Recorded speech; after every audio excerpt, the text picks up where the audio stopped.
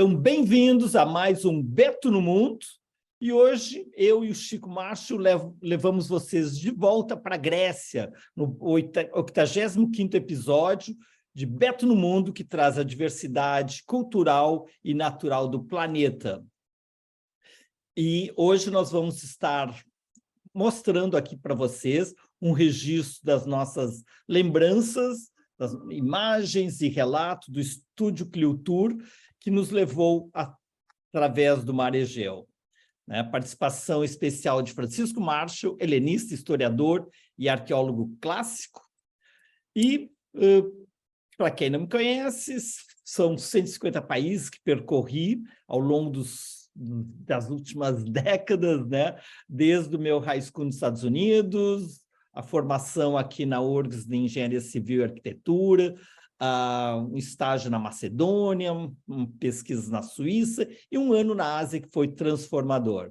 Na nossa etapa, hoje nós estamos apresentando o 4º episódio da série Turquia e Grécia, um retorno à antiguidade grega no entorno do Mar Egeu.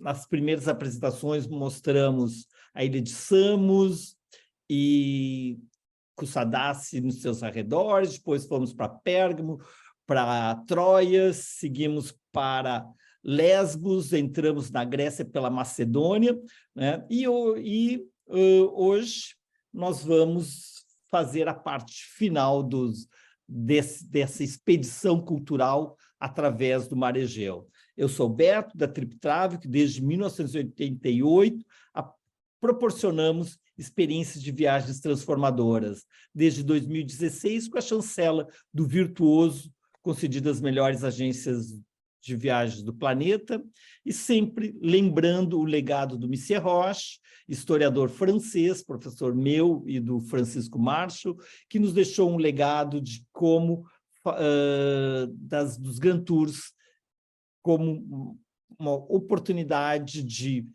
aprender através das viagens, numa imersão de geopolítica, história, e vendo o mundo como um grande quebra-cabeça, onde a gente vai colocando essas peças que fazem, ao longo do processo, a gente entender melhor as questões locais, regionais e globais, porque tudo se interrelaciona. Já foram 45 edições de Grand Tours ao longo do mundo, cobrindo 4/5 do planeta.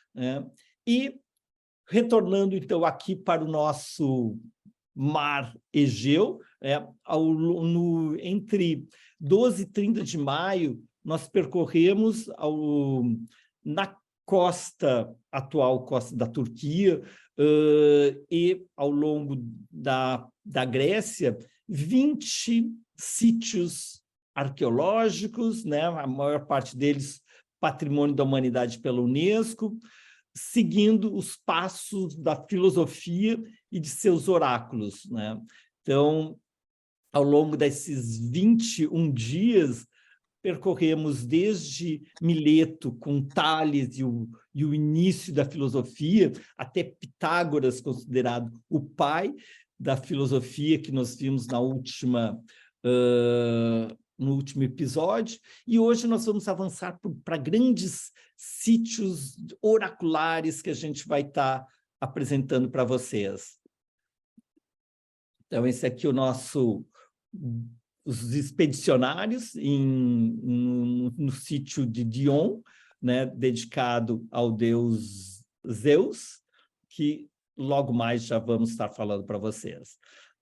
Recapitulando o que fizemos ao longo dessas últimas apresentações, da ilha de Samos, estivemos na cidade natal de Pitágoras, em Pitagoreio, os templos de Hera e o grande museu de Vati. Seguindo, depois, atravessando o Mar Egeu, chegamos em Kusadasi, que foi a nossa base para explorar Mileto, relembrando todo o seu passado de grande porto comercial e que vai favorecer a economia, vai favorecer o desenvolvimento de uma escola filosófica que vai se estender por vários séculos. E de Mileto, a gente segue para Didima, que tinha uma via sacerdotal que ia de Mileto até o Templo de Apolo, aqui em Didime, e depois seguimos para Priene, onde o Chico Marshall, em cada um dos nossos recantos da antiguidade, aqui no anfiteatro, nos retomava os princípios da filosofia, do desenvolvimento do pensamento, que é a base do pensamento ocidental, e sempre estamos aqui aos pés do templo de Atena, em Priene, brindando ao deus Dioniso.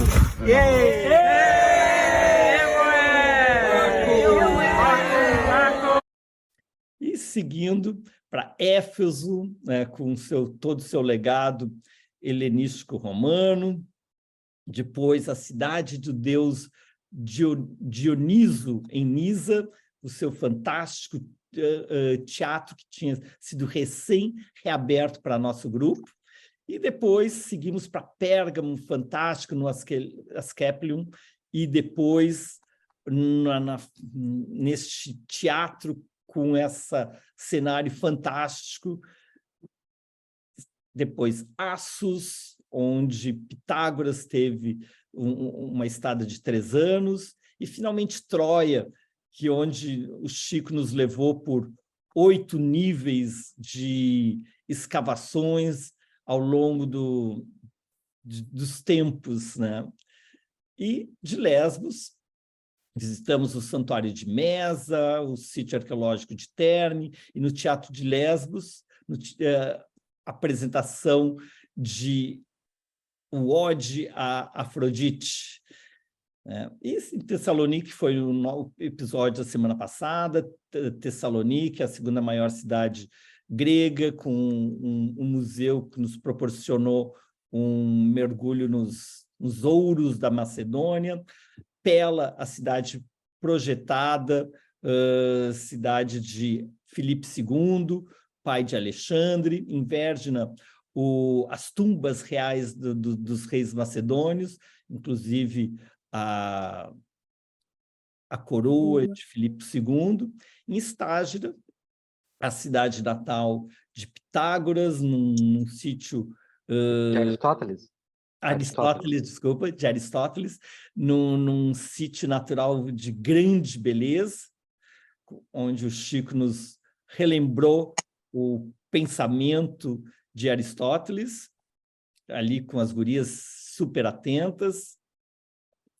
Monte Athos, né, um desvio do nosso tema, nos levando ao período da Idade Média, e um refúgio da religião ortodoxa grega durante a dominação turca.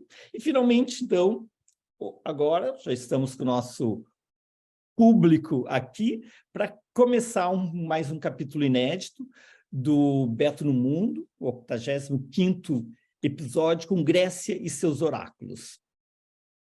Nós começamos por Monte Olimpo, e ali estamos. E, Chico, o que o Monte Olimpo representa para a antiguidade grega? Boa noite a todas e todos. É um prazer reencontrá-los, ver novamente a saga do Beto Conte. Beto, eu tenho uma pequena dúvida sobre a tua introdução aqui. Enquanto viajávamos, e tu comentando, né, de alguns sítios que tu estavas visitando pela primeira vez, tu me disseste que tu estavas no teu 149º país de destino. Tu visitaste algum outro nesse ínterim ou tu estás arredondando a conta? Não, daí eu voltei e fiz minhas férias depois da nossa viagem. Eu fui para o Caribe, onde fui em Turks and Caicos, que não conta, porque é um território britânico, mas daí fui para a República Dominicana. Então, Santo Domingo foi a minha estada de alguns dias, né, mergulhando na história de Cristóvão Colombo e a primeira base espanhola no Caribe, que daí, então, isso aí arredondou meu 150, retomando aí com o Chico, então, para nos falar sobre o Monte Olimpo. Bom, então, há no pensamento antigo a sacralidade da montanha. No mundo grego, esse tema é central. Há montanhas que são percebidas como um ponto de contato entre o mundo em que habitamos e também os mundos subterrâneos e a parte aérea, inclusive aí o contato com as entidades celestiais e astrais. Então, há 3 montanhas de grande sacralidade para os gregos. Bem ao sul, em Creta, o Monte Ida, associado à infância de Zeus. Então, a ilha de Creta é toda ela consagrada a Zeus, né, o seu nascimento, a sua criação, e há lá rotas, cenários de peregrinação, ambientes de culto, imaginários ligados a Zeus. A segunda montanha, vindo do sul para o norte, é muito importante, que hoje passaremos perto dela, é o Monte Parnasso, que está ao lado de Delfos, onde há um santuário profético, considerado pelos gregos umbigo do mundo. E o Parnasso, como sabemos, está vinculado à presença das musas que para ali foram conduzidas por Apolo. Mas a arqueologia revelou ali muitos cenários de culto anteriores a isso, ainda na Idade do Bronze, no segundo milênio, cenários de culto silvestre, uma gruta de Pan muito antiga e outros altares proféticos, o que mostra que aquele cenário já era sacralizado muito tempo antes de se tornar o que foi no apogeu da Idade do Ferro do mundo grego. E a terceira montanha, muito importante, todos sabem, né, da sua função no imaginário olímpico grego, é o Monte Olimpo, o ponto culminante da Grécia. Nós, quando lá estivemos, logo veremos nas fotos, aliás, na foto anterior, na primeira foto que o Beto mostrou, já se percebe, ele está constantemente coberto de nuvens, o que acrescenta mistério ao seu cume, e o acesso a esse cume ele é possível. Hoje há rotas, não é necessário nem ser alpinista, mas um bom andarilho com planejamento adequado pode visitar o cume do Olimpo, ou até mesmo, se estiver a fim de um atalho e disposto a pagar bastante por isso, em torno de 8.000 euros, pode ir de helicóptero para lá. Então, o Monte Olimpo, ele marca também uma dimensão física concreta, material, própria da concepção de divindade dos gregos. Nós estamos habituados, nos últimos 500 anos, especialmente, desde o pensamento reformado, mas, sobretudo, desde da crítica iluminista, as crenças tradicionais, somos mais habituados a divindades abstratas, ao pensamento metafísico e material. Mesmo que haja uma história sagrada por trás disso, o mais relevante são essas histórias imateriais. Para os gregos, os deuses eram concretos, e por isso também interagiam com os mortais, e as mortais, especialmente, no caso de Zeus, né? Em vários cenários de guerra, de convívio, e também de cópulas e formações de linhagens, e eles habitavam, na imaginação religiosa antiga, o cume do Monte Olimpo. Quando tinham que emitir alguma mensagem ou realizar algo interagindo com o mundo, deslocavam-se do Monte Olimpo para o destino da realidade conhecida. Então, claro, isso para nós é importante para entendermos o que vem a ser a sacralidade do espaço naquela imaginação antiga, na qual há uma pansacralidade, o mundo inteiro está exposto à irrupção do divino, do sagrado, mas há alguns nós desse divino, que são os templos, os santuários, e, acima de todos, o Monte Olimpo, a morada dos deuses. Não há nesse Monte Olimpo, no seu topo, arqueologia. Por exemplo, templos, santuários. Talvez algum dia venha se encontrar algum local, algum altar assim, a céu aberto, muito tênue, mas até o momento não se achou nada no Monte Olimpo propriamente dito. E sim no santuário que está diante dele e que visitamos nessa expedição, que é o santuário de Dion. Dion é uma variação do nome de Zeus, aqui no acusativo, né? Zeus, no genitivo é Dios, no acusativo é Dion. Então, desse nome ficou, que parece ser um nome próprio, mas é uma variação do próprio nome de Zeus. Né? Lembrando que Zeus pertence a uma linhagem de entidades míticas, religiosas, potências divinas, que se expande ao longo do segundo milênio antes de Cristo, divindades que são próprias do pensamento indo-europeu. A grande família linguística que se estendeu do mundo ariano à Ibéria, ao norte, e na Grécia teve um apogeu notável. E nessa cultura há um predomínio de divindades celestiais, deuses ligados ao mundo celestial, e nos quais está Zeus pater dos gregos, Júpiter dos latinos, né? Então, o santuário de Dion é o santuário que permitiu no mundo antigo o culto, a peregrinação, a experiência do sagrado junto ao culto de Zeus e das demais divindades olímpicas. Então está, Beto, o primeiro a relevância do Monte Olímpico, né? E segundo a presença desse templo, desse santuário. O santuário também, ele, assim como outros que nós visitamos nessa expedição, tem uma notável qualidade de paisagem. É um ambiente lindíssimo, onde se ouve os pássaros cantando lindamente, uma natureza muito bonita, muito agradável, e também repleta de fontes e recantos que favoreciam a experiência do sagrado, a contemplação, a fruição. Lembrando que a religião grega, antiga, podemos chamá-la pagã, sim, também envolvia muita celebração ao ar livre, e muita celebração coreográfica, oferendas e cultos que eram realizados nesse ambiente natural, além dos ambientes edificados como altares e templos. E aqui estamos diante das ruínas do templo de Zeus Olímpico, um templo de origem arcaica. Não são no templo, naturalmente são as ruínas do templo, né? Mas que ficavam no contato mais próximo, no contato visual direto com o Monte Olímpico, que está ali atrás, cumulado de lindas nuvens, né? Coroado por essas nuvens. E ali há o templo. Acho que o Beto tem um filmezinho aí para mostrar, né, Beto? Vai lá.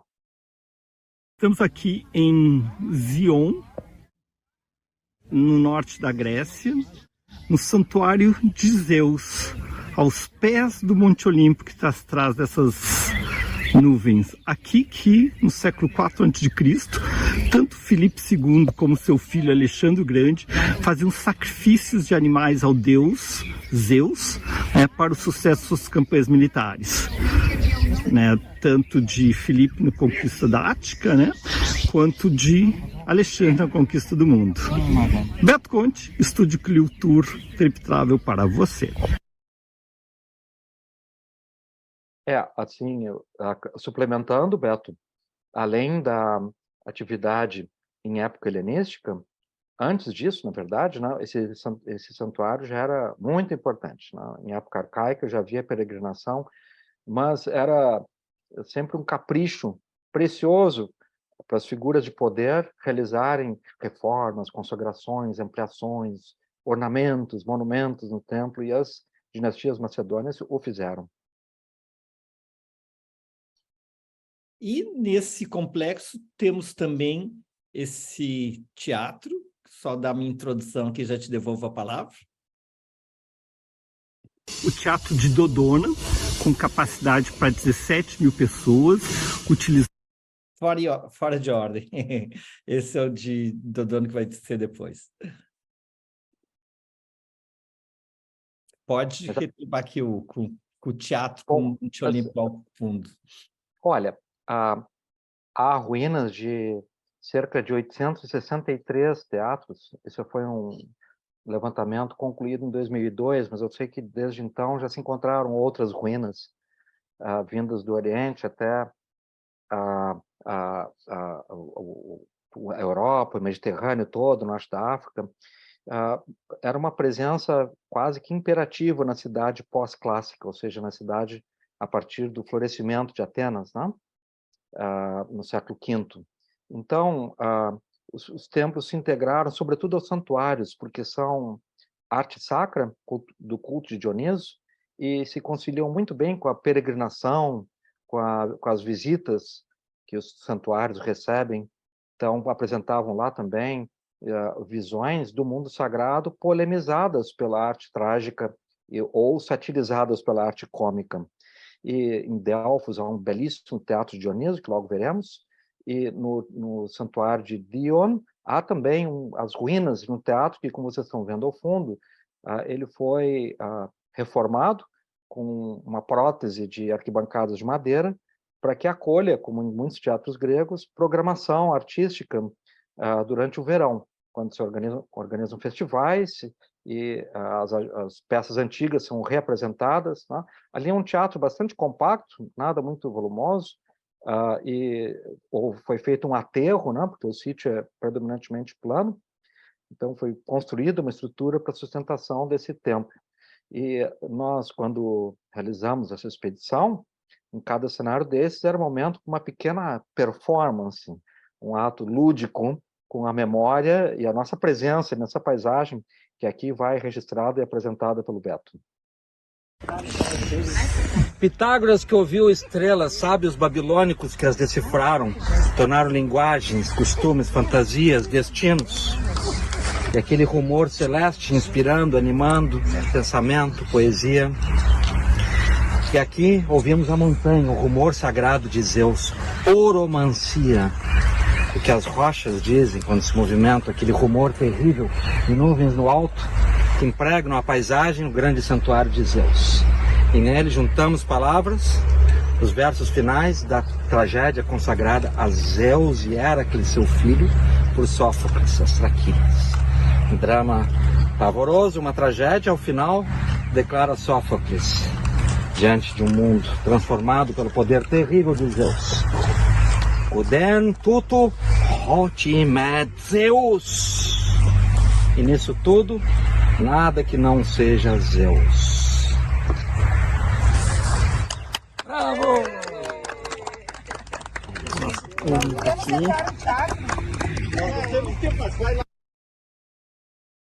Essa é a frase final da tragédia, muito marcante. É a tragédia que conta como ocorreu a morte de Heracles, né, filho de Zeus. E o pensamento grego, nós o conhecemos como politeísta, mas, em verdade, ele é henoteísta. Diante da multiplicidade que caracteriza o politeísmo, há um princípio de unidade, que em grego é to hen, ou uno, ou seja, uma ordem hierárquica presidida por Zeus. Logo, tudo que ocorre é vinculado por uma série de cadeias e relações também de soberania e controle exercidas por Zeus. Ele está no topo de uma hierarquia do mundo e do sagrado. Logo, o destino, a vida, tudo, em última instância, é referido a Zeus. Mas predomina também essa liberdade, a plasticidade de revelar e vitalizar em cada cenário, em cada cidade, em cada ambiente, aquelas forças sagradas daquela região. Né? Então, a policentralidade da cultura grega é conciliada com esse princípio de unidade. E no Santuário de Zeus, o que nós vemos é uma afirmação desse poder máximo realizado por Zeus. Daí a frase, Koden tuto hoti me Zeus. Nisso tudo, nada que não seja Zeus. E nesse sítio arqueológico, né, temos, depois do período romano, vamos ter o período helenístico, e chegamos também no período romano, que aqui estamos. Quando se vê tijolinho como esses aí, já sabemos que é arquitetura romana. E aqui ao fundo, estamos vendo uma estrutura semicircular, característica do Odeon, que é uma adaptação da arquitetura do teatro grego para performances de menor escala, como recitações de poesia, eventualmente alguns encontros, música em pequena escala, e muitas cidades romanas têm isso. Nós vimos um belíssimo Odeon, também em Troia, e aqui está na área romana desse sítio, que inclui, como é característico dos sítios romanos, a área de banhos, né? O banho, que era um ambiente, um cenário de interações sociais e de purificações, rituais, muito valioso para os romanos. E temos também o templo de Ísis. Estamos aqui no templo dedicado à deusa Ísis, do panteão egípcio. Sim, pois estamos no século II a.C., já no período helenístico, após a conquista de Alexandre do Egito, ou seja, o Egito já faz parte do mundo helenístico. Nós vimos o templo de Ísis em outros sítios. Em Priene há um santuário de Ísis, em Troia há um santuário de Ísis. Então, é interessante porque é parte das interações culturais promovidas numa era de integração, de conexões, de rotas, como foi a era helenística. Também com isso, muitos hibridismos culturais. As divindades gregas também migram e interagem com cultos e tradições no Oriente, no Norte da África, né? Então, esse templo de Ísis é muito interessante porque ele está junto a uma fonte de superfície, a água borbulha ali e inunda a área do templo. Nós estamos vendo aqui, né? Então, já na antiguidade havia aqui uma arquitetura de templo muito característica com essa inundação. Atrás dessa região nós estamos um lago muito bonito, pequeno lago, né? Todo o sítio tem a impregnação dessas fontes de água que ali estão brotando do território. E aí, ao fundo, há uma bela imagem de Ísis, né? Acho que apareceu no slide anterior do Beto. Aqui. Então, uma Ísis já vestida ao modo grego, não? E neste complexo arqueológico, temos também um fantástico museu que a gente já vai mostrar para vocês, que ele é dividido em duas partes. Nesta aqui é a parte dos mosaicos. Aqui no Museu de Zion, onde temos esse mosaico maravilhoso do período romano, século III depois de Cristo, com 100 metros quadrados, totalmente preservado, com uma cena do deus Dioniso no centro, e representações do teatro grego com a tragédia e a comédia nas máscaras no entorno dele. Uma obra maravilhosa, mostrava o poderio e o esplendor de uma casa nobre, né, no período romano aqui de Zion, aos pés do Monte Olimpo. Esse mosaico é realmente muito impressionante, muito bonito, né? Uma obra-prima. Já de era romana, portanto, bem posterior a esse apogeu clássico e helenístico do templo de Zeus. E, ao lado, nós temos o museu, né, que nos encantou a todos, e que temos as peças trazidas, né, do sítio arqueológico para a proteção, né, ambiental aqui de dentro do museu.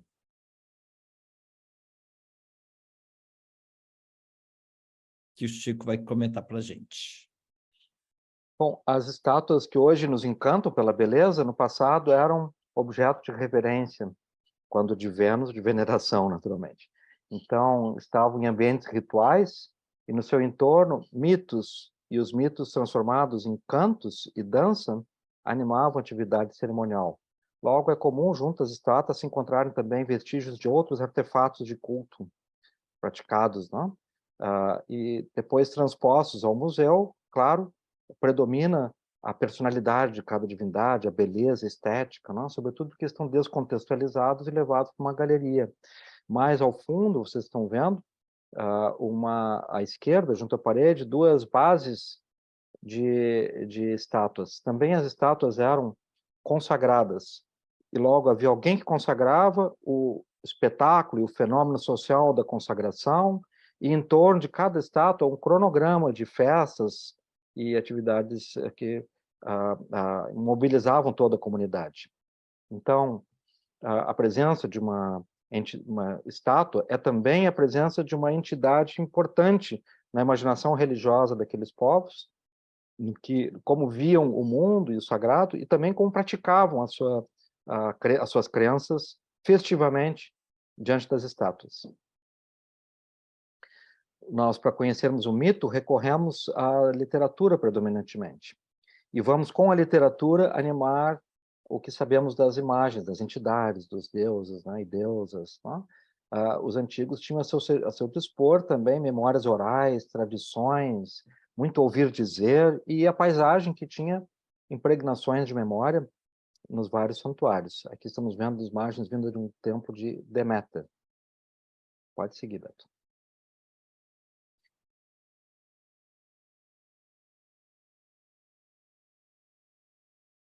Figuras entronadas sempre refletem padrões de autoridade. A entidade que preside um santuário, e quando entidade feminina, muito facilmente ligada a grande deus, ou a mãe terra, ou a ritos de fecundidade. Quando figuras masculinas, é que se examinar qual aspecto de poder está ali representado. Naquele caso, um asclépio dentro de um santuário médico. E aqui uma estátua helenística muito interessante, muito instigante, né? É Leda e o Cisne. Entre as várias cópulas sagradas de Zeus, em algumas ele se faz metamorfosear em animal, e neste caso um cisne com o qual conseguiu, por fim, o seu intento, que era copular com Leda, e dessa cópula nasceram a Helena, a mais bela grega, e Clitemnestra, a poderosíssima que matou Agamenon, comandante dos gregos, né? Então, para nós, tudo é fantasia. Para os antigos, era genealogia, era explicação histórica das origens, e frequentemente conectada com as tradições das famílias e das cidades onde estavam essas imagens de culto.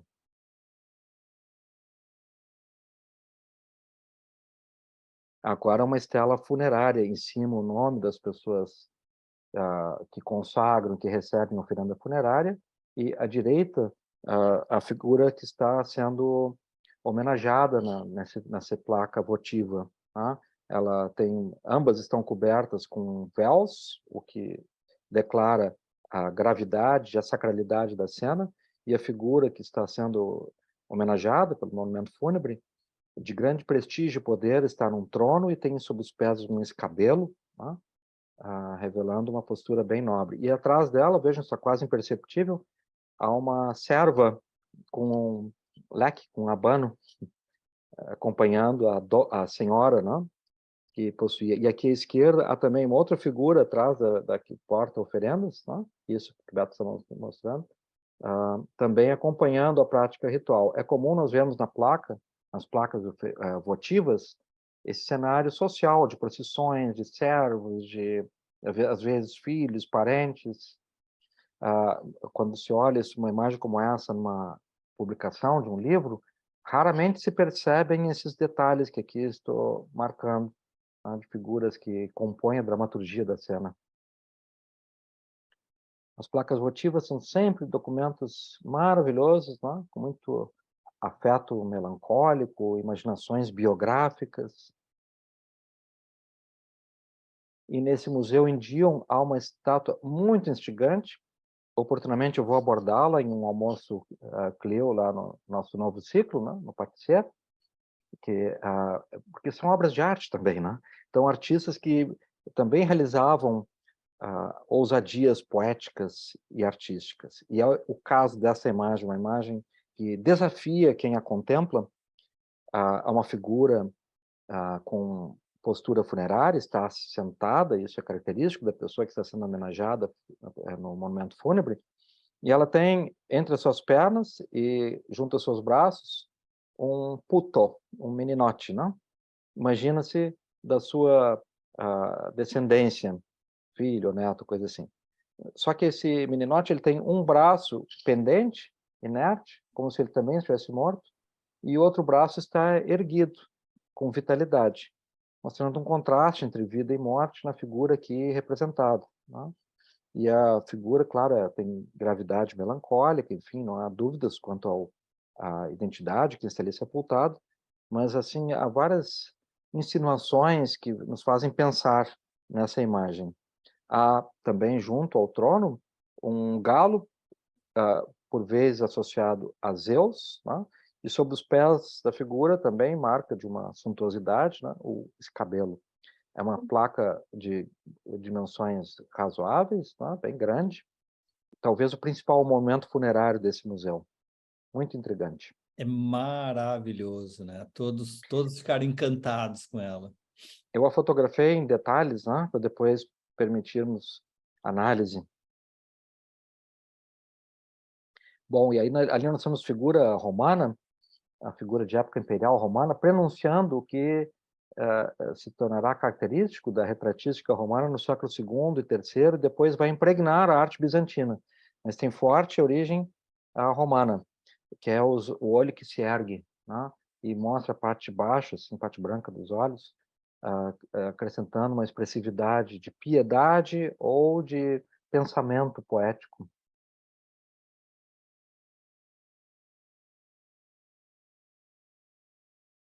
Cavaleiro Trácio, será?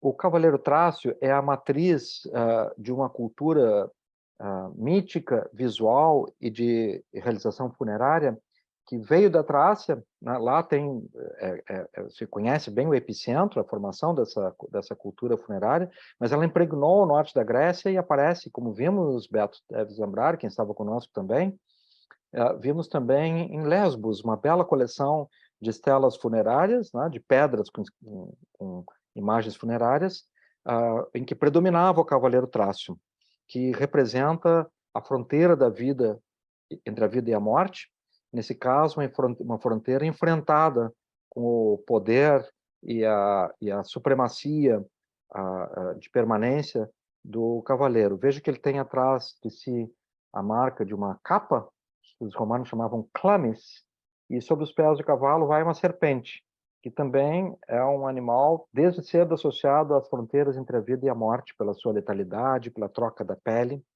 Tá? Então, essa imagem, para nós, tem outras conotações, né? Temos uma arte equestre, desde o mundo antigo, muito importante, mas nessas estelas elas fazem parte de uma cultura funerária. E aí uma lindíssima górgona, né? E uma medalha, vocês estão vendo as serpentes brotando da cabeça, né? Petrificando quem a enxerga.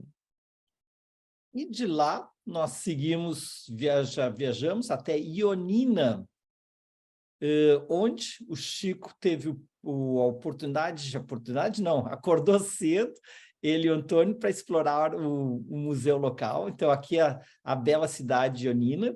Nós chegamos no anoitecer, saímos cedo, não pudemos apreciar tanto, né? Mas é uma cidade que tem todo o sítio, a parte central murada, junto ao lago.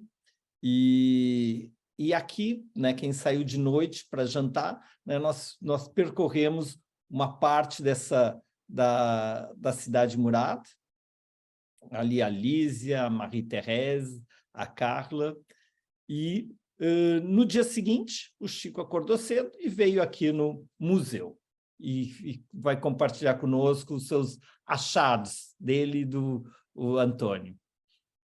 Na noite anterior, eu dei uma caminhadinha, não sobrou um pouco de tempo, e no barzinho onde eu parei para tomar uma cerveja, o rapaz que atendia, conversei muito com ele, o pai dele era arqueólogo, e é importante porque esses locais onde tem sítio arqueológico, também tem uma economia impregnada por aquela atividade, né? E que é beneficiada pelos sítios arqueológicos, com várias profissões, várias funções ligadas a isso, enriquecidas pelo turismo também. E no Museu de Ionina, onde por sorte o museu abria bem cedinho, 7h30, eu e o Antônio acordamos cedo e lá fomos para ver esse tesouro que o Beto mostrou há pouco, que está guardado no museu e parcialmente inédito. No museu, infelizmente, eles não tinham nem catálogo, nem postais, nenhuma publicação do museu, mas nós tivemos tempo suficiente, eu e o Antônio, para fotografar todas as placas metálicas que lá estão. Vocês estão vendo aqui, eu acho que na placa anterior aparece mais claramente, Beto. Vocês estão vendo aqui É posterior, provavelmente. É posterior? Tá. As placas que foram recuperadas no santuário de Dodona com demandas, consultas oraculares.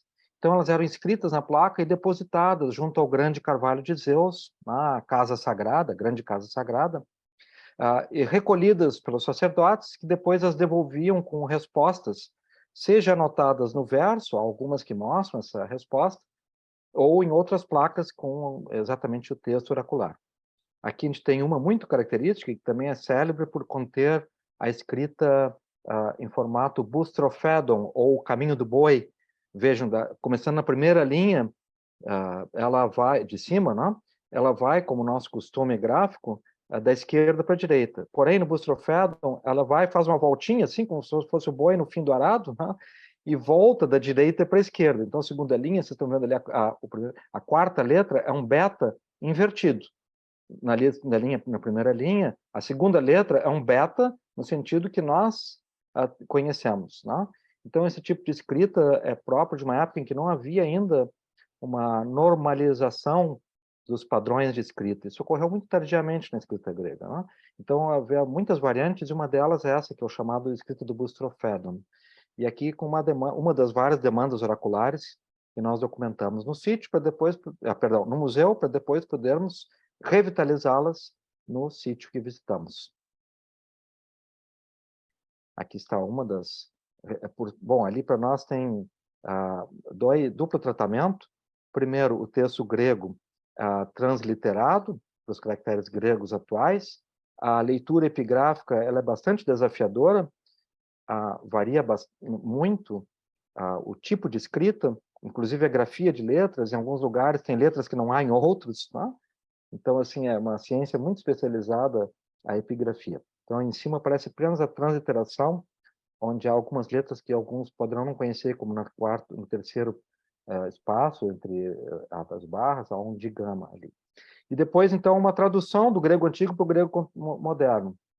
O grego moderno, lembrem, está hoje 2000 anos distante do grego antigo. Então, as variações semânticas são muito grandes, né?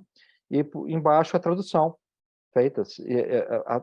Então, essas traduções mostram o teor das consultas, na sua maioria, consultas sobre o destino, claro, destino individual e comunitário, questões políticas da cidade, questões sobre a instauração de cultos, sobre matrimônio, sobre negócios. Todas as incertezas do destino eram formuladas como consultas, e quem respondia, acreditavam eles, era uma voz do sagrado. Na verdade, eram os sacerdotes, né?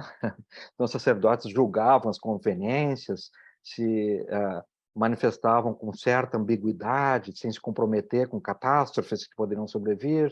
Né? Há uma retórica oracular, uma retórica astuta, como é a retórica astrológica, né? Que é uma retórica que permite englobar muitas possibilidades, inscrever muitos interesses simultaneamente. E aqui a solicitação para o oráculo, né, é do Hermon, né, que ele é casado com Cretaia e que já tem alguns filhos, e ele quer saber para que Deus ele deve rezar para ter os filhos useful, que eu acho que é o filho homem, tu entende assim, Chico? Filhos, ali em cima em grego fala assai, potasimos, pretaias, nósimos, potai e assai. Seria filhos fortes, vigorosos, não? Um filho forte, nesse para sentido. sucedê-lo, provavelmente, né? Uhum. E aqui Então, mais... tá vendo na primeira placa uma consulta a Zeus e Dione, que está lá, tem um templo junto ao santuário, no santuário de Zeus, né? Sobre uma mudança na localização do templo de Atena.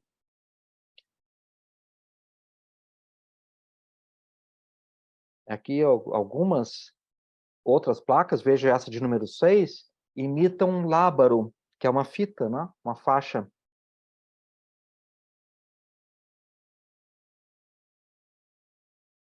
Voltando ao que já havíamos visto antes. Né? E daí São muito interessantes. O museu é muito legal, é bem compacto. O Antônio entrou no museu com a sua guirlanda dourada, que havia adquirido em algum sítio anterior, e isso causou sensação lá. As moças do museu estavam impressionadas, queriam saber de onde vinha aquilo, e de onde vínhamos nós. Imagina, de Porto Alegre, lá no coração da Grécia. Isso é no Epiro, é uma zona distante do foco do turismo, sobretudo no verão, onde as pessoas vão para as ilhas, né? Para as Cíclades. Então, é um lugar que vai quem conhece a cultura grega, quer conhecer melhor a cultura grega, na sua riqueza. E lá está também, junto a Ioannina, o que agora visitaremos, o grande carvalho de Zeus, o santuário de Zeus em Dodona. Então, ao Então, longo aqui do... na planta, nós estamos vendo...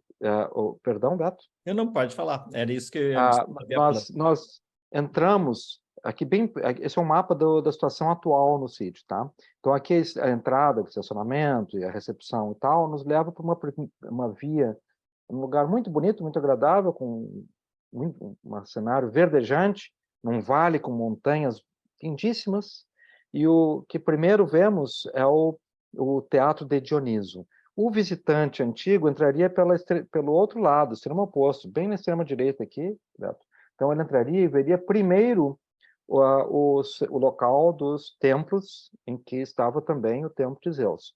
Mas havia outros templos, essas pequenas edificações que vocês veem em torno. É um templo de Héracles, um templo de Afrodite, um templo de Temis e um templo de Dione. Então, 3 entidades femininas e uma que é o filho de Zeus, Héracles. E no centro dessas, era o prédio mais desenvolvido, estava a Casa Sagrada, assim chamada, porque ali residia, ali estava plantado o carvalho de Zeus no centro, né? E ali então havia esse cenário de consulta da mais alta importância, que é o carvalho, o grande carvalho de Zeus, referido por Homero, né? Muito celebrado em vários textos gregos importantes, e sabemos é o oráculo mais antigo de que se tem notícia na cultura grega, vindo do coração da Idade do Bronze, metade do segundo milênio. Uma série de práticas oraculares, além dessas consultas por plaquetas, praticavam ali também a necromancia, ou seja, a invocação dos mortos e a consulta a esses mortos, né? Junto ao Teatro de Dioniso, que está aqui ao fundo, bem no canto superior à direita, ali está hoje montada uma oficina, e nós, ao passarmos por ali, testemunhamos arqueólogos tentando soluções e conexões no restauro das peças, né? Eles estão em atividade avançada de restauro desse teatro, querendo, no ano que vem, iniciar uma agenda de apresentações. Nós estamos vendo um guindaste na área que hoje está interditada para visita. Essa é uma área já restaurada. E o que vemos aqui também é um teatro posterior à reforma romana. Então, existe essa barreira que está entre a plateia e a orquestra, que é a parte circular no centro do teatro. Essa barreira é uma interferência, um acréscimo, construído em época romana, para que fizessem ali outros tipos de atividades, incluindo, eventualmente, inundar a orquestra e fazer batalhas navais e tal. É bem típico do teatro romano, isso que aqui aparece muito bem, né? Essa barreira entre a plateia e a orquestra. O Teatro de Dodona, com capacidade para 17 mil pessoas, utilizado durante o Festival de Verão, onde são apresentadas as tragédias gregas. Ele foi construído na época do rei Pirus, no início do século III a.C., e depois ampliado no período romano. Com a cristianização, o santuário acaba sendo abandonado, o teatro também no início do século VI depois de Cristo. Ao redor desse carvalho, o oráculo de Zeus, há 4.500 anos. E aqui, o Estúdio Culture by Trip Travel fez sua oferenda com vinhos locais ao deus Zeus.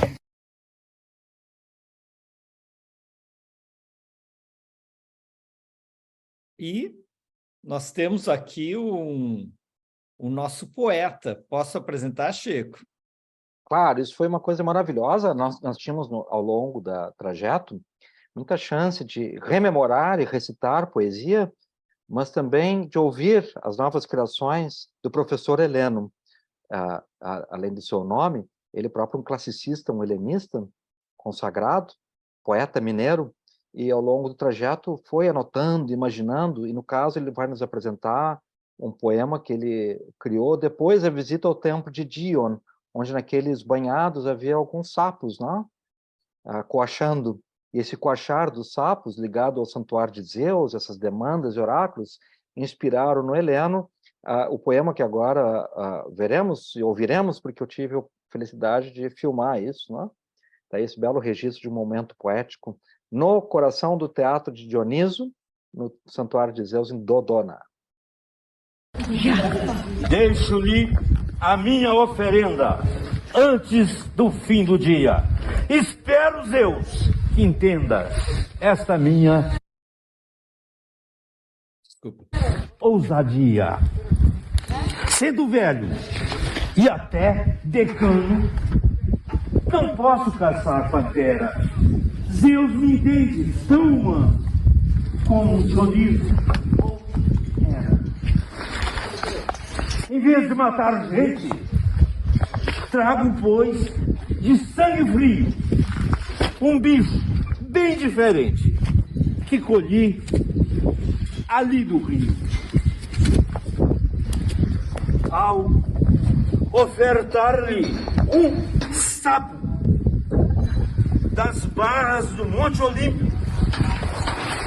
do destino eu não escapo de ser pio e não ímpio.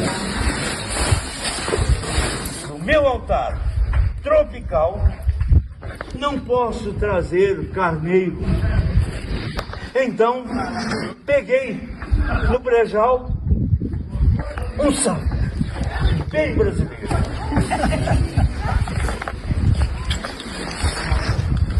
Se estava em campo sagrado, nas margens do Monte Olimpo, há de ser do seu agrado a oferta de um sapo limpo. E, ao voltar ao Brasil, que jamais eu seja pego como boi sob o canzil, mas tão livre quanto o grego.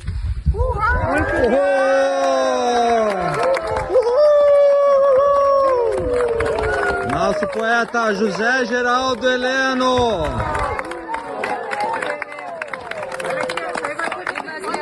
O sapo e o Olimpo brasileiro. Sapo? Sim, tinha vários ali embaixo daquele. Maravilhoso. As Rãs é o título de uma comédia de Aristófanes. Engraçadíssima, por sinal. Então, há uma tradição já de sapofonia. Então, aqui é o percurso que a gente fez, né? Então, do teatro, estamos indo, então, agora, indo ao oráculo, sempre com as flores nos acompanhando.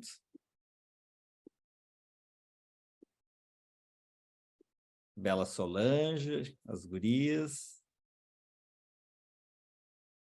Estamos aqui em Dodona, onde o oráculo de Zeus, de 2600 a.C., ele precede o santuário, precede as construções do período helenístico, romano, e aqui, aos pés do carvalho, onde vinham as pessoas solicitar, fazer perguntas e questionamentos políticos, pessoais ao oráculo, o Estúdio Culture by Trip Travel vai fazer suas perguntas e suas oferendas ao Zeus. Não, e foi bárbaro, porque daí o Chico e o Antônio, eles tinham material que eles trouxeram do museu, né, e compartilharam conosco, né, com as perguntas e alguns com respostas, né, Chico? Nós relemos em grego, eu reli em grego, e com a tradução consecutiva, para revitalizarmos a palavra no seu cenário, no seu ambiente, essa é a ideia. E a Carla Colombo, nossa querida, vejo com a luneta, né, no colo, a luneta foi muito bem utilizada ali, fizemos uma consagração ritual linda após lermos os fragmentos de oráculos. Ela foi ao pé desse carvalho que foi ali plantado modernamente e encontrou uma oferenda atual com uma inscrição em um papel em grego em que havia uma conversa assim, muito enigmática envolvendo a geopolítica contemporânea. Paris, a Ucrânia, o Ocidente, os russos. Então, aparentemente, uma pessoa com temores e assombros com a geopolítica atual e a guerra na Ucrânia, que foi depositar ali uma pequena oferenda dentro de um vaso, junto com umas pulseirinhas e tal. Eu trouxe comigo esse papelzinho com a anotação do oráculo que ali encontramos, uma conexão bem instigante, né?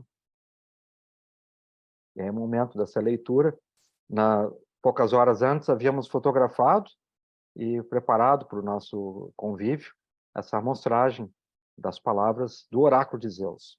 Todo o cenário, pessoal, é idílico, né? De uma beleza impregnante.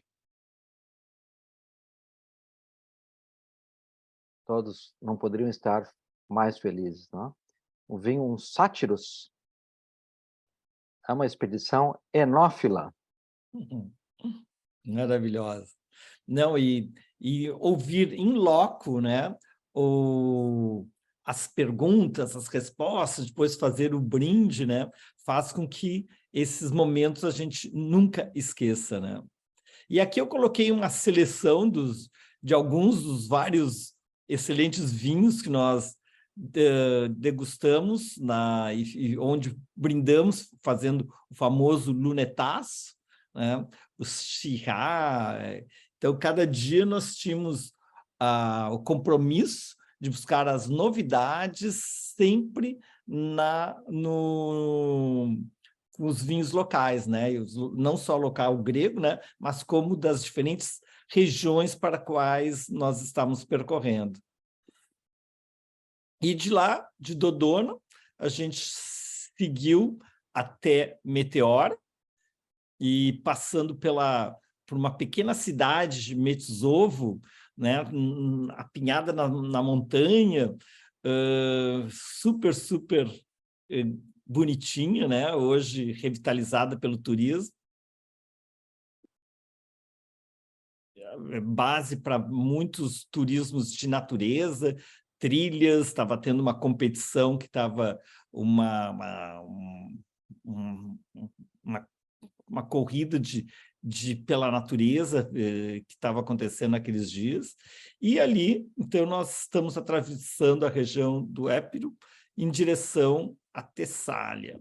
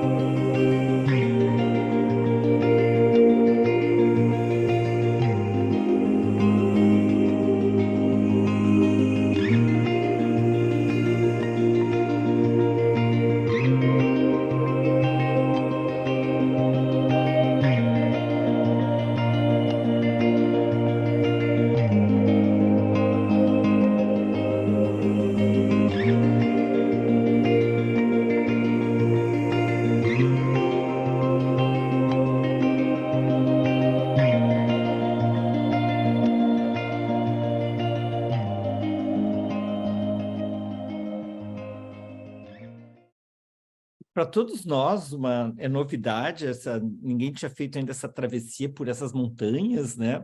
E que, ao longo da sua história, eram regiões que ficavam bastante isoladas, né? E que, graças às novas e modernas autoestradas, né? Conseguem ligar, né? E daí chegamos a Meteora, aqui o Chico e a Fernanda, o Beto,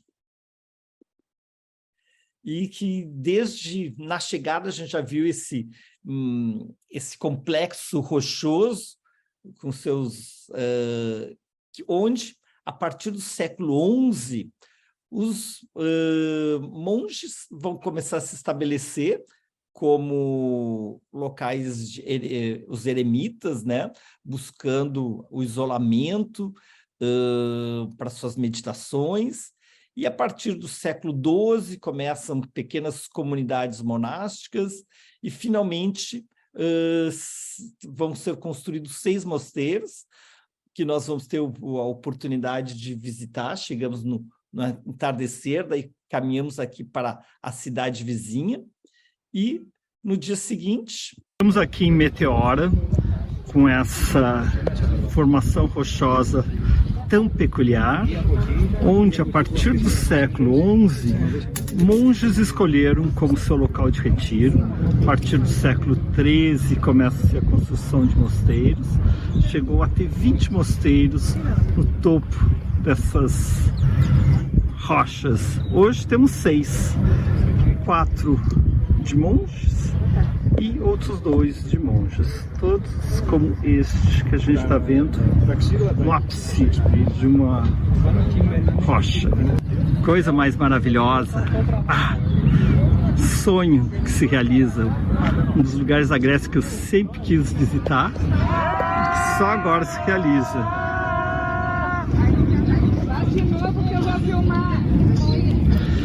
Esse foi o mosteiro que a gente foi.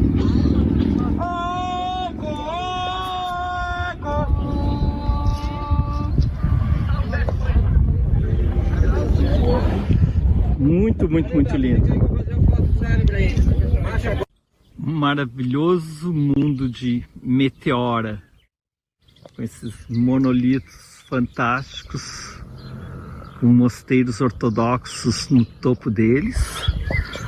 Aqui na Tessália, uma região ao norte da Grécia. Maravilhoso. Ao norte de Atenas, né, no meio da Grécia, né? Entre meio caminho entre Macedônia, onde estávamos, né, em direção a Atenas. Meteoro que pende do céu para a Terra. E isso une esse fenômeno geológico com os astros cadentes que conhecemos, né, da astronomia. É a mesma palavra, aqui designa o fenômeno rochoso, né? E essas formações efetivamente impressionantes, creio que premiaram a curiosidade e a vontade do Beto de conhecê-las. À noite, em algumas delas, há uma iluminação muito bonita, e realmente é um cenário que deve ser visitado. Aqui uma das que nós entramos, com os registros de todos os ícones e a proliferação de pinturas internas. E pegamos um belo dia, céu azul, exatamente para poder desfrutar dessas imagens únicas, né? Felicidade aí da Dona Carla, a Fernanda intrigada, o Chico admirado, o Saraiva. E chegamos finalmente, então, a um ponto alto da nossa viagem, que é o Oráculo de Delfos. Aqui nós temos não sei se querem se explicar um pouco a planta baixa. Bom, aqui está um pouco complexo, né? Porque tem umas texturas aí à volta, mas enfim. O Santuário de Apolo fica na Fócida, uma região junto ao Golfo de Corinto, que liga Corinto ao Mar Jônico, né? Na extremidade oeste. Então havia acesso por mar ali por perto e peregrinações, tanto para as consultas ao oráculo, que eram muito prestigiosas e muito buscadas pela cidade de todo o mundo grego, vinham peregrinações do Mar Negro, da Turquia, do norte da África, da Península Itálica e de todas as cidades gregas, mas também ali se realizavam os Jogos Píticos. Houve na Grécia 4 grandes jogos que reuniam a aristocracia das várias cidades, evidenciar quem era melhor e festejar, celebrar muito, né? E nisso havia também turismo, peregrinações, logística, estalagens, enfim, tudo que o turismo implica, e que levava muitos grupos para Delfos realizar ali disputas no que está no topo do santuário. Há lá um estádio né, onde se realizavam os jogos dedicados à pitonisa, e por isso o nome Jogos Píticos. Os outros jogos, muito conhecido é o certame de Olímpia, né, os Jogos Olímpicos, mas havia também em Corinto os Jogos Istmicos, e próximo de Corinto, também atribuído a Héracles, os Jogos Nemeios, lembre do leão de Nemeia, né? Então, lá no sítio de Nemeia, onde se produz hoje o melhor vinho grego, tradição de jogos. Em Delfos havia esses jogos, era parte das atividades. Os jogos eram também consagrações às divindades, havia uma conotação de sacralidade, porque era o fruto da excelência, do grau máximo de perfeição atingido pela comunidade, pelos indivíduos, pelos humanos, né? Em Olímpia também mulheres, né? Havia Jogos Olímpicos femininos quadrenalmente em Olímpia. E então por isso estavam lá no topo do santuário. E junto, pode voltar ali a planta, Beto. Claro, há outras que mostram melhor essa geografia, mas o que veremos nas fotos logo a seguir é, além da centralidade do templo de Apolo, aqui não aparece o estádio, mas logo acima dele está o teatro de Dioniso. Essa relação entre Apolo e Dioniso é decisiva para entendermos a cultura grega. Apolo, deus da racionalidade, da beleza simétrica, orgânica, aqui realiza o seu culto em ambiente de transe. E Dioniso, um deus do transe e do entusiasmo, aqui realiza também uma arte de emanação profundamente racional e filosófica, que é a tragédia. Então, uma complementaridade Dioniso-Apolo muito grande. Isso são inscrições que estão no tesouro dos atenienses, né? Na rota que leva para o templo de Apolo, onde no passado havia uma emanação gasosa, entorpecente. Aqui à esquerda está esse prédio, na imagem anterior. À esquerda nós vemos ali as ruínas reconstruídas do tesouro dos atenienses, em estilo dórico. Como ali era um santuário, havia uma proteção, de sacralidade, uma espécie de ferrolho de garantia. Então, muitas cidades guardavam ali seus tesouros, realizavam oferendas. O próprio santuário era riquíssimo, porque recebia oferendas pecuniárias variadas, de gado, de metais preciosos, até de terras também. E o santuário se tornou uma potência política, porque aconselhava cidades, controlava muitas delas, comportamental, porque dali procedia uma ética. A principal ética de Delfos é Meden Agan, nada em excesso, uma ética de serenidade e equilíbrio que anima a cultura grega a partir do final da época arcaica, século VII e VI a.C., quando cresce a influência e o prestígio desse santuário. E, então, isso é parte da sua grandeza, né? E também ele funcionava como uma espécie de banco, porque como ele era muito rico, ele também emprestava e cobrava juros das cidades, né? Mas fica um funcionamento muito complexo. A cultura grega nunca foi unificada em uma ordem estatal, como o Egito, como a Mesopotâmia, em vários momentos em que impérios dominaram, como foi na época helenística, né? Predominou entre os gregos a autonomia e a fragmentação. E a força que estava acima de todas as cidades era o oráculo de Delfos. Então, em algum momento, o oráculo de Delfos ambicionou controlar e dominar essas cidades, né? E o que nós vemos nesse santuário é sem rival, sem comparação. Nessa viagem, nós visitamos vários outros oráculos, né?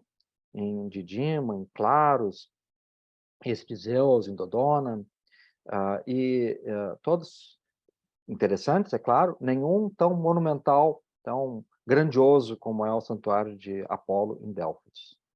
Então, o que se vê lá também é de uma riqueza extraordinária. E anima a nossa fantasia, não? Nossa imaginação, quem está lá, não tem por que não estar muito feliz. Muito feliz, como se estivesse realizando um momento precioso de seu destino. Ao que coreograficamente a Carla Colombo aqui nos demonstra. É um vale na Fócida, onde está o maior olival da Grécia.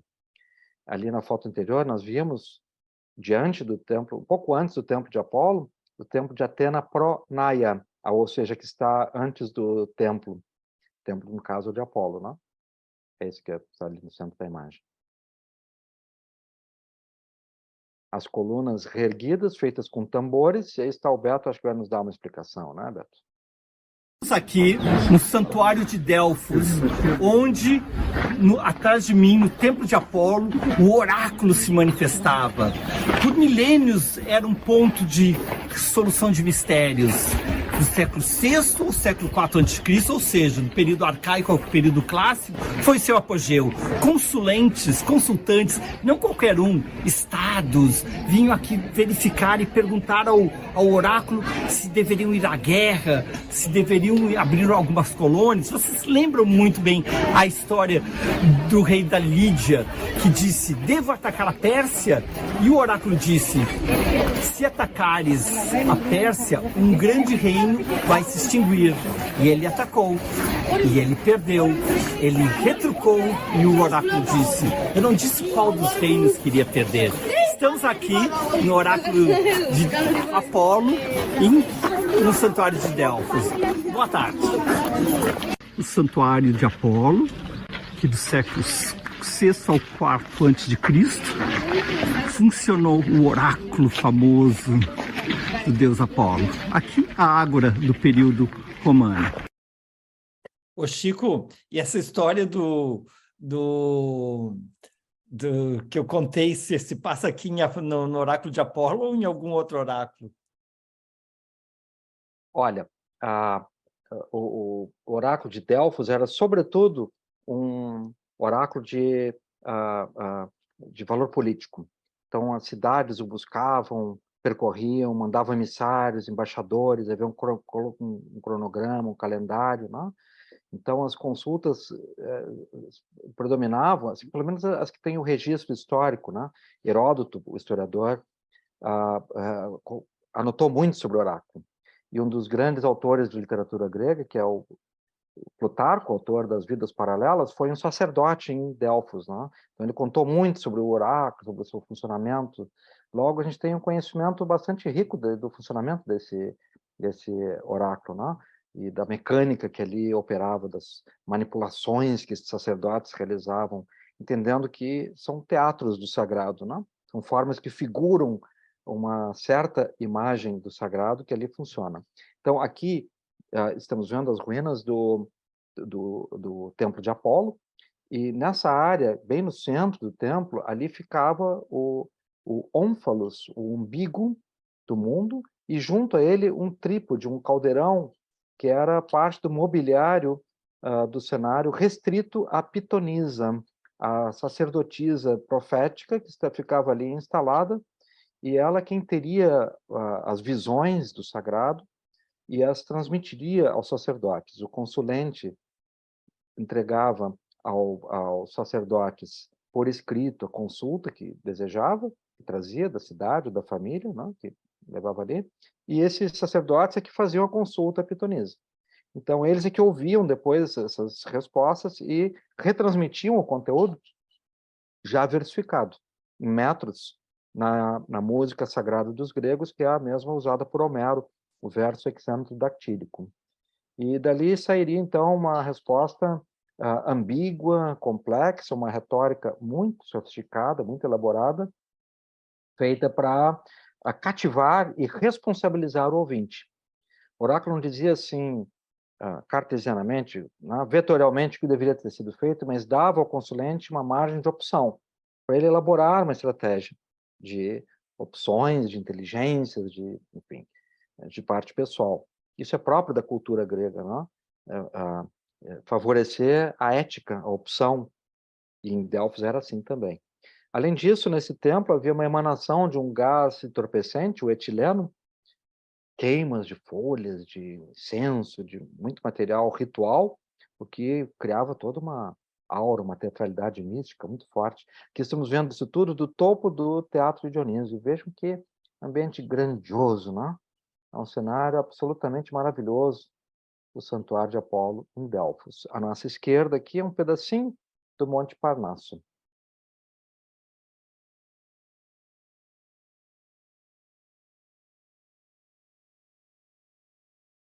E aqui é um fragmento, né, uma extremidade do Stadium, onde eram realizados os jogos píticos. Então, agora eles estão em obras, por isso não foi possível entrarmos lá no local, que há pouco tempo atrás podia ser percorrido, né? Fica bem no topo do santuário. E, claro, tem sentido social de integrar ali os peregrinos e a aristocracia, que ali tinha um bom cenário, né? Mas também religioso, né? O jogo como consagração religiosa.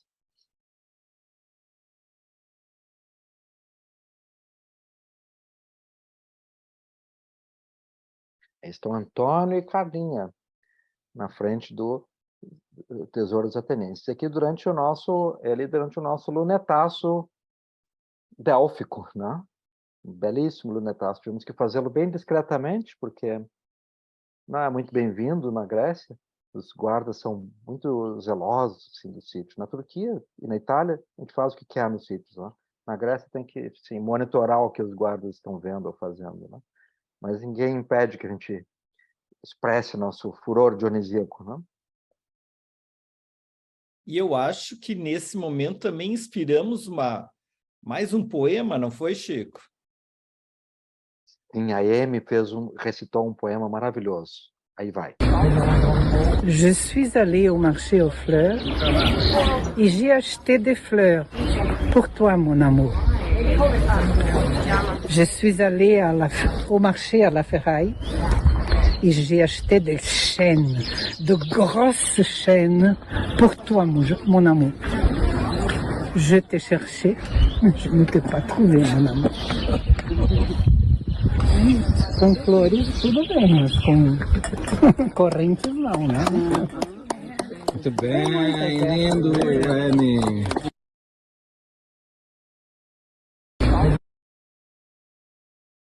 E daí nós já seguimos para o Museu de Delfos, que foi outro ponto alto da nossa viagem. Bom, aqui, como Delfos recebia oferendas de toda a Grécia, né?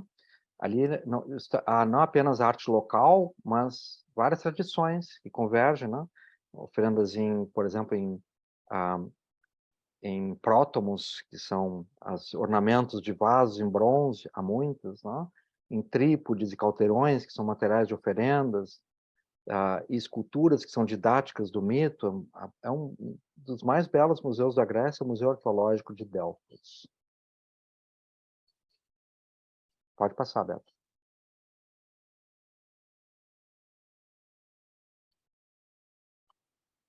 São os irmãos Cleobis e Biton, que, por um lado, são exemplares da arte arcaica, da escultura grega arcaica, muito rigorosa, ainda acusando forte influência egípcia, um período de reconquista da visualidade, e, por outro lado, mostram um dos mitos trágicos que ilustram o pessimismo grego, a desilusão com a condição humana, que o mito de Cleobis e Biton realizam. Né? Eu não vou comentá-lo aqui, senão nós vamos muito longe, né? Já é 8h21.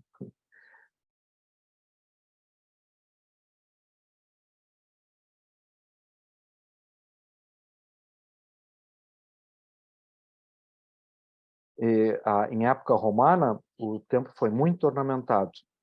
Houve vários imperadores que, sabendo do prestígio de Delfos, depositaram lá estátuas extraordinárias. Poucas sobreviveram, porque o templo também foi muito saqueado a partir do século IV. E quando Teodósio, em 391, manda fechar o templo, ele termina de saquear o que havia lá de esculturas, de bronzes. Muitos desses materiais foram parar em Constantinopla. Parte desses acervos está hoje no Museu de Istambul, ou mesmo no cenário da cidade, no hipódromo, está lá a coluna com a serpente de bronze, que é procedente de Delfos. Né? Ainda assim, foi possível encontrar pela arqueologia, desde meados do século XIX, um acervo fantástico. E aqui nós temos talvez o monumento central desse cenário, que é o ómphalos, palavra grega para umbigo, e que marcava, no caso, o umbigo do mundo, né? E vocês estão vendo que ele tem assim a figuração de cordas que se atam e com uma espacialidade muito rica, muito complexa, que mostra um esforço de tridimensionalidade na superfície da pedra, e que mostram o destino como tramas, destino como algo que foi tecido e tramado, por exemplo, pelas parcas ou por potências que alcançam homens, o mundo e as divindades também. Dali está essa visão, que tem esse formato assim, né? Parece um gomo, ficava no centro do santuário de Apolo, do templo de Apolo, perdão. Outras cidades também tinham umbigos, né? Havia uma disputa sobre qual tinha o melhor umbigo. E aqui está o auriga de Delfos, que é um dos bronzes mais célebres de que se conhece, né? Mostra um auriga conduzindo um carro, e ele é do estilo severo, como chamamos, né? Que é a transição da arte arcaica para a clássica. Então já há uma mobilidade maior, uma expressividade maior, movimento, mas ainda tributário da tradição arcaica, rigorosa, estática. É um monumento de beleza impressionante, é o principal monumento escultórico do Museu de Delfos, Museu Arqueológico de Delfos.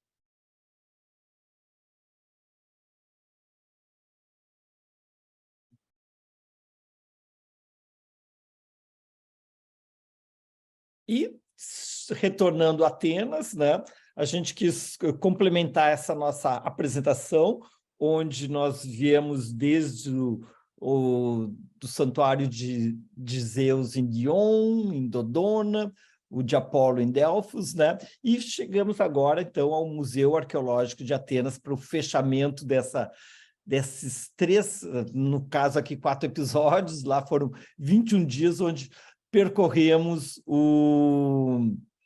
a antiguidade clássica grega, né? Então, aqui no Museu Arqueológico de Atenas. Que ele é muito bem organizado, de uma forma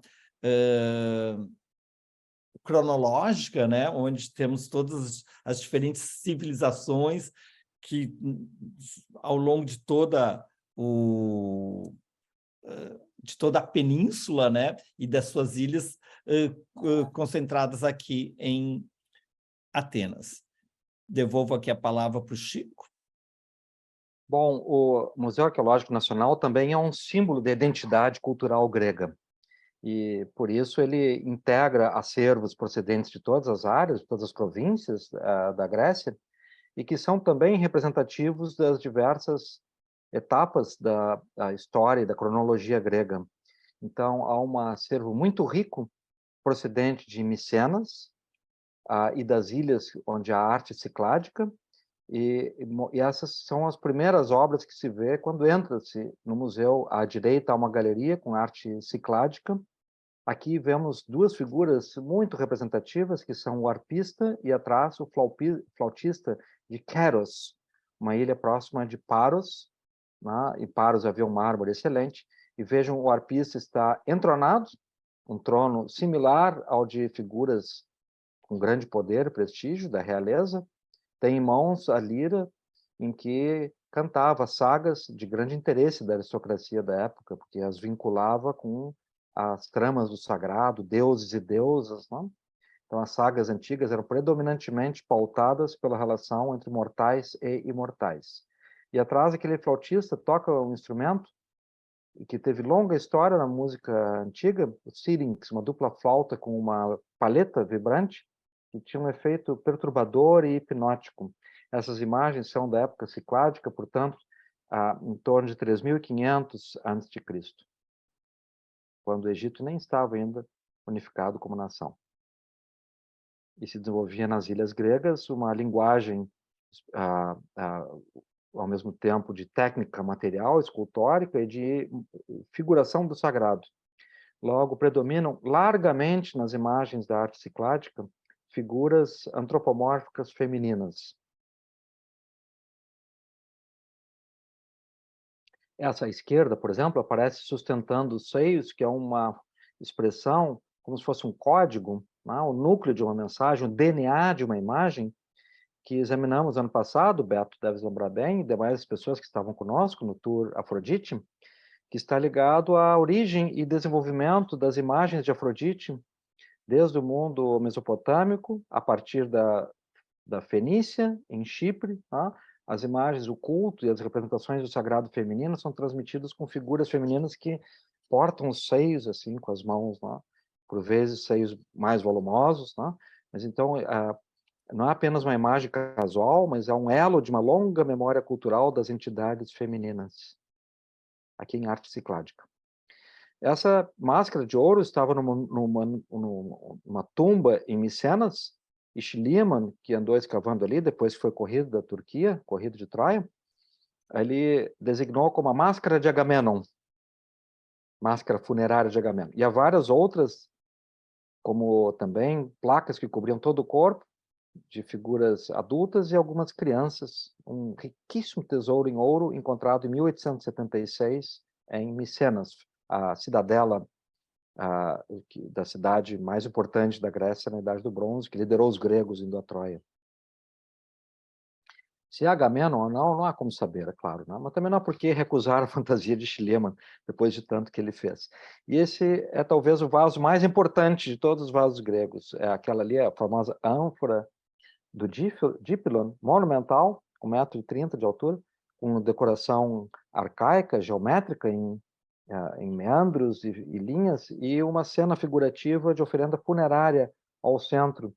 E o que está sepultado é uma figura feminina, e as sacerdotisas compondo aquele ambiente ritual, e lamentações, crianças, é uma cena muito, muito rica, ilustrada com uma espécie de garatujas, que são essas figuras bem singelas, de uma época em que os gregos reaprendiam a expressão visual por imagens. E este é o vaso em que está a mais antiga, o mais antigo documento de escrita grega. Os gregos herdam dos fenícios um sistema gráfico, o desenvolvem a seu modo, adaptam escritas, e aqui estava escrito ao contrário, né? Da direita para a esquerda, uma frase que é mais ou menos assim: este vai para aquele que dançar do modo mais gracioso. Então, é um vaso para servir o vinho, certamente havia vinho, o bom dançarino ganharia de prêmio o jarro, que é legal, né? E junto com ele o vinho. E ele já estava pronto, o vaso, quando foi lá alguém rabiscou isso, que estão vendo aqui, está raspado no bojo, né? No topo do bojo. Então, um documento muito precioso, datado de aproximadamente 750 a.C., a aurora do sistema de escrita na cultura grega. Mais ou menos 150 anos depois de Homero. Aí está em detalhes essa linda inscrição. E aqui voltamos, né, para a decoração figurativa da ânfora do Dipylon. Vejam os gestos, né, de luto, figuras carpindo, né, e há uma figura, todas as figuras estão com as mãos na cabeça, assim, mostrando esse estado do luto, né? Mas a figura que está bem ao centro, ela tem uma mão afastada e ela tem um gesto retórico. Então, representa a figura sacerdotal que ali enuncia um hino sagrado, um canto, faz alguma oração fúnebre, rememora algum mito, né? É a parte performática do rito fúnebre. E o cadáver, ele disposto, está sobre um catafalco, ou seja, uma estrutura que prepara para a cremação. Ao fundo, aqueles pontos pretos que estão vendo ali, estiliza a lenha que será queimada para converter esse cadáver em cinzas, de acordo com a prática funerária arcaica. A oferenda do lótus, de uma core, com remanescentes da pintura em púrpura, mostrando a riqueza do tecido, e uma mostra da fina flor da aristocracia grega, uma escultura muito célebre da arte arcaica.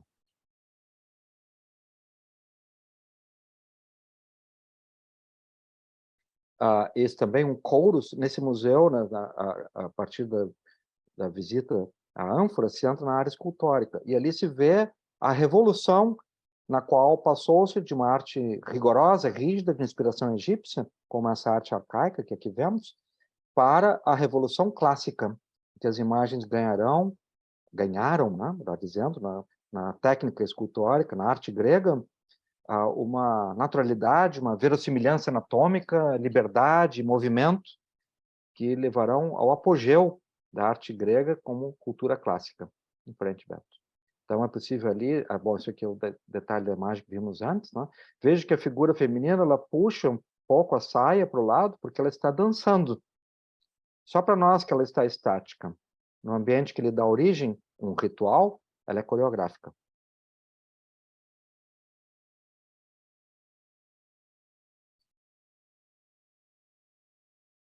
Então, como o nosso tempo já está se exaurindo, né, Beto, a gente pode dar uma passada mais dinâmica. Viu, Beto, se houver interesse da comunidade, oportunamente nós podemos armar uma apresentação dessas só de Atenas, né? Perfeito. E tem mais coisas interessantes para mostrarmos, o patrimônio tão rico. E esse museu, enfim, é imenso, né?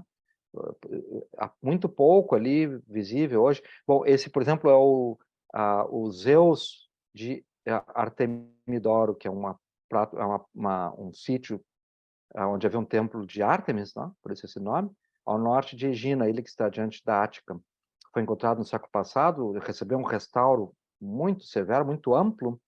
Discutiu-se por muito tempo se era Posido com um tridente ou Zeus lançando raios, né?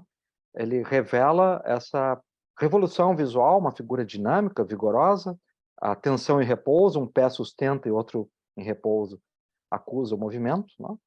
E um dos raríssimos bronzes antigos a que temos acesso.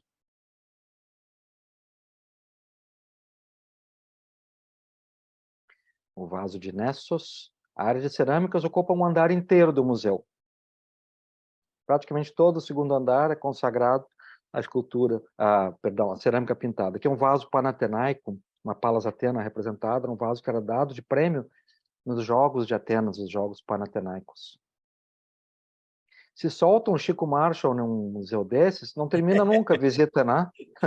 Porque o Chico Marshall olha para os troços que tem lá, para os vasos, para as esculturas e tal, e abre a enciclopédia. Então, tem que ter muito cuidado com a presença de Chico Marshall numa visita a museus desse tipo. Geralmente é para nos encher de água na boca e deixar claro que nós temos que voltar.